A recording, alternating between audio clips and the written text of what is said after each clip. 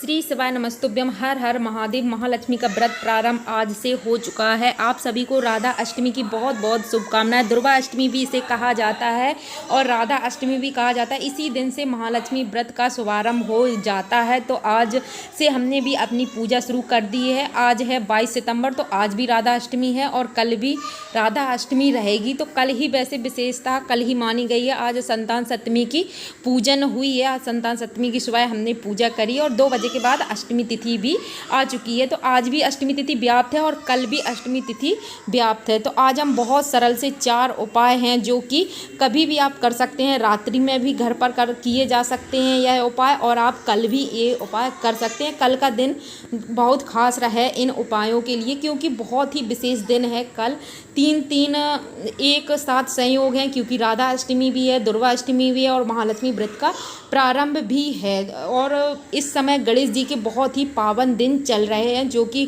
गणेश जी रिद्धि सिद्धि के दाता हैं। तो इन दिनों में आप लक्ष्मी जी के उपाय करके अपने घर में जो गरीबी है, दरिद्रता है, उसको दूर कर सकते हैं। तो यह उपाय ज़रूर करें। आप व्रत रहें या न रहें, लेकिन ये उपाय आपको विशेष फल देंगे, यह बात निश्चित है। पंडित गुरु जी प्रदीप मिश्रा जी अपनी कथा में यह उपाय बताए हैं, तो वही उपाय हम आज आपके साथ शेयर करने वाले हैं। तो वीडियो को लास्ट तक जरूर देना और देखना, और वीडियो अगर अच्छा लगे तो लाइक और चैनल को सब्सक्राइब जरूर कर लेना। तो कर लेते हैं प्रारंभ आज के उपाय। आप सभी भी हमारे साथ एक साथ बोलें, श्री शिवाय नमस्तुभ्यम।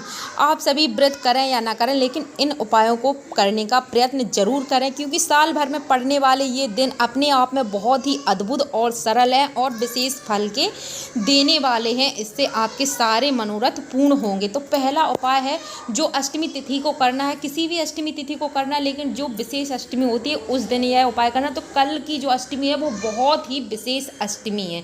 तो इस दिन जो धन संपत्ति से परेशान है, व्यापार नहीं चल रहा है, किसी की दुकान नहीं चल रही है, किसी के घर में बार बार बीमारियां आ रही हैं, या इसी तरह की धन की कोई भी समस्या है, तो आप यह उपाय करें। एक आपकी कांच को आपकी छोटी सी प्याली लेनी है, उसमें 7 कपूर के टुकड़े लेने हैं।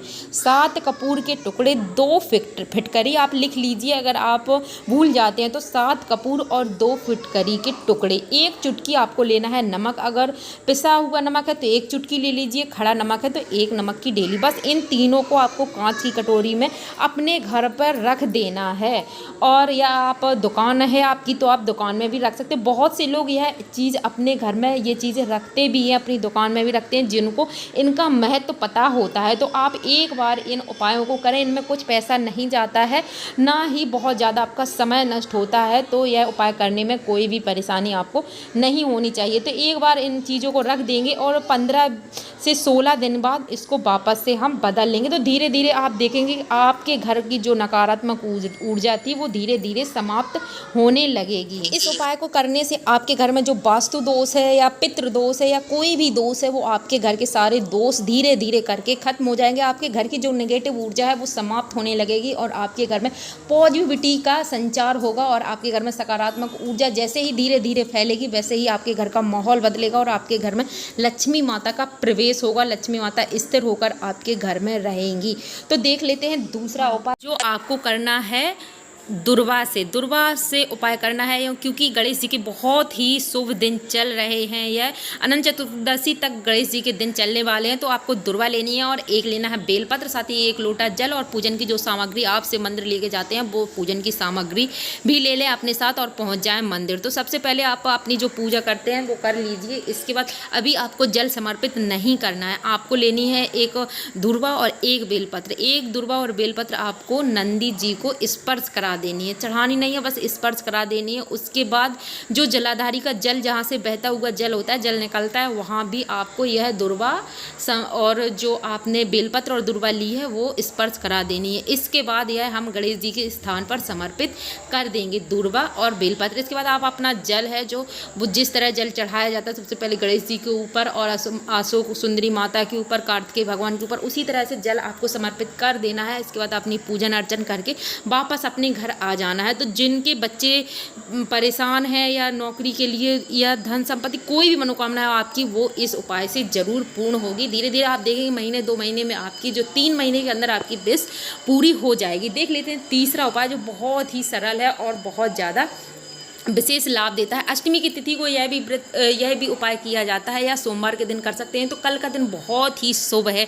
अष्टमी है, राधा अष्टमी है, दुर्गा अष्टमी है, महालक्ष्मी के दिन चल रहे हैं, साथ ही गणेश जी के दिन चल रहे हैं। तो आपको चाहिए एक दुर्वा और एक सफ़ेद फूल और एक बेलपत्र, एक चावल लेना है, जो साबुत चावल होना चाहिए। तो ये तीनों चीज़ें, चारों चीज़ें आपने ले ली, और एक लोटा जल लेके आपको जाना है मंदिर।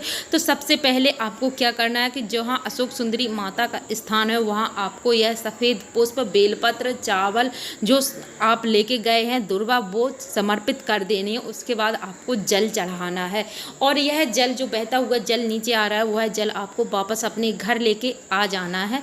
आने के बाद आप अपने पूरे घर में इस जल से सिंचित कर दें, पूरे घर में इस जल का छिड़काव कर दें। तो आपके घर की जो नकारात्मक ऊर्जा है वो धीरे धीरे समाप्त हो जाएगी, और आपके घर की जो नकारात्मक ऊर्जा है वो समाप्त हो, साथ ही आपके दुख, कष्ट, दरिद्रता जो है, वो परेशानी सब धीरे धीरे खत्म होने लगेगी, और आपकी जो धन की समस्या है वो भी धीरे धीरे समाप्त होने लगेगी। क्योंकि अच्छे दिन जब आते हैं तो सब कुछ अच्छा हो जाता है, महादेव की कृपा बरसती है। तो आपके घर की सारी दरिद्रता, दुख, तकलीफ, कष्ट, बीमारियां सब नष्ट हो जाते हैं। ऐसे ही हैं बाबा भोलेनाथ। तो हर हर शंभू।